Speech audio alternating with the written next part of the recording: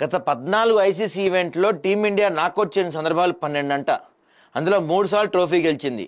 New Zealand 8 సార్లు knockout జరిగింది, ఒకసారి ట్రోఫీ గెలిచింది. ఛాంపియన్స్ ట్రోఫీ చరిత్రలో అత్యధిక పరుగులు చేసిన బ్యాటర్గా నిలవడానికి కోహ్లీ చేయాల్సిన పరుగులు 45 అంట. ఐసీసీ టోర్నీలో భారత్ ఇప్పటివరకు 4 నాకౌట్ మ్యాచ్లు ఆడిన న్యూజిలాండ్ 3 గెలిచింది, ఒకటి మాత్రమే ఓడిపోయిందంట. అబ్బో, ఇది చూడండి, ఇదే అందరికీ భయపడే విషయం. ఏంటంటే గత ఏడాది టీ20 ప్రపంచ కప్ గెలవటం ఆలస్యం. రోహిత్ శర్మ, విరాట్ కోహ్లీ, రవీంద్ర జడేజా ఒకరి తర్వాత ఒకరు ఈ టీ20కి గుడ్ బై చెప్పారు. ఇప్పుడు వన్డే ఫార్మాట్ కూడా ఈ ముగ్గురిలాగే గుడ్ బై చెప్పేస్తారేమో ఆశ్చర్యం లేదు. ఈ ముగ్గురి కెరియర్ చరమాంకంలో ఉన్నదని వాస్తవం. వీరి రిటైర్మెంట్ గురించి కొంతకాలంగా చర్చ నడుస్తుంది. మొత్తంగా అంతర్జాతీయ క్రికెట్ నుంచి వెంటనే తప్పుకోకపోవచ్చు, కానీ ఛాంపియన్స్ ట్రోఫీ గెలిచి వన్డే ఫార్మాట్ వరకు వీడ్కోలు పలికే అవకాశాలున్నాయి. ఆ తర్వాత వన్డే ప్రపంచ కప్కి ఇంకా 2 నెలల సమయం ఉంది. ఈ ఫార్మాట్లో మ్యాచ్లు ఆడటం బాగా తగ్గిపోయింది. ఈ నేపథ్యంలో వయసు, ఫామ్ దృష్ట్యా రోహిత్, కోహ్లీ, జడేజా త్రయం తర్వాత ప్రపంచ కప్ ఆడటం సందేహమే. కాబట్టి ఛాంపియన్స్ ట్రోఫీ గెలిచి ఘనంగా వన్డేలకు రిటైర్మెంట్ ప్రకటించాలని ముగ్గురు భావిస్తుంటే ఆశ్చర్యం లేదు. అదండి.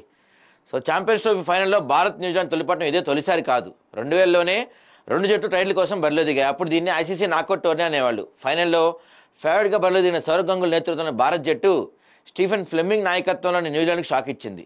గంగూలీ 117, కెప్టెన్ ఇన్నింగ్స్ సచిన్ 69 చేయడంతో కివీస్కు భారత్ 265 పరుగుల లక్ష్యాన్ని నిర్దేశించింది. ఆ రోజులో అది పెద్ద లక్ష్యమే.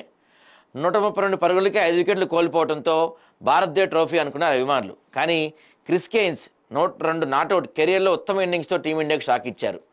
ఈసారి ప్రత్యర్థికి అలాంటి అవకాశం ఇవ్వకుండా 3వ ఛాంపియన్స్ ట్రోఫీని రోహిత్ శర్మ అందుకోవాలని అభిమానుల ఆకాంక్ష. చూడాలి ఏం జరుగుతుందో మరి.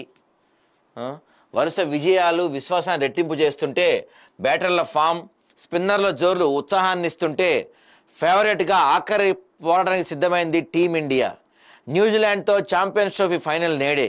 అన్ని విభాగాల్లో రోహిత్ శర్మ బలంగా కనిపిస్తున్నా, అజేయంగా ఫైనల్కు చేరినా, గ్రూప్ దశలో కివీస్ను ఓడించినా ప్రత్యర్థి జట్టును తక్కువ అంచనా వేయడానికి వీల్లేదు.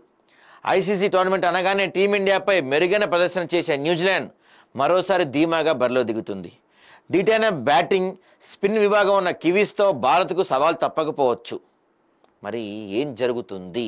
అందరి ఆశలు కూడా కింగ్ పైనే అండి. King king king king king పైనే అందరి ఆశలు. కింగ్ ఆడితేనే. ఫైనల్ నేపథ్యంలో భారత్కు పెద్దగా చింతలేమీ లేవు. జట్టు అన్ని విభాగాల్లో బలంగా కనిపిస్తుంది.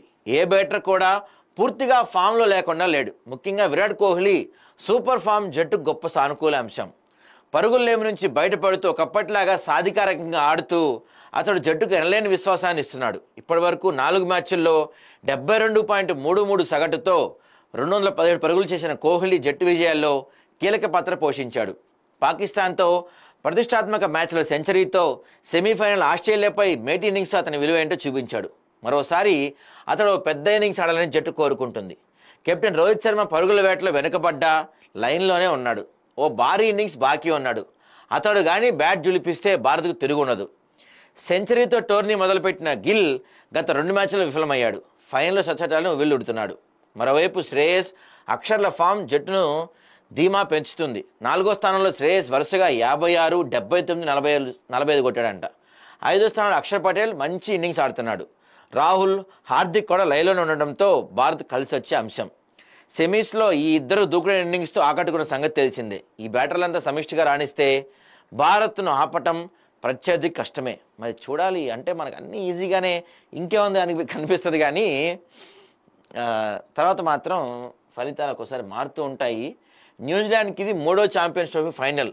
2000లో ఆ జట్టు భారత్ను ఓడించి కప్పు గెలుచుకుంది.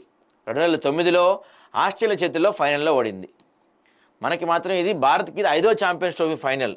2000లో న్యూజిలాండ్ చేతిలో ఫైనల్లో ఓడిన టీమిండియా 2002లో వర్షం వల్ల తుదిపోరు రద్దు కావడంతో శ్రీలంకతో కలిసి కప్ పంచుకుంది. 2013లో ఇంగ్లాండ్ను ఓడించి టైటిల్ సాధించిన భారత్ 2017లో పాక్ చేతిలో ఓడి రన్నప్ అయింది. మరి ఈసారి ఏం చేస్తారో టెన్షన్ అందరికీ. అలా సండే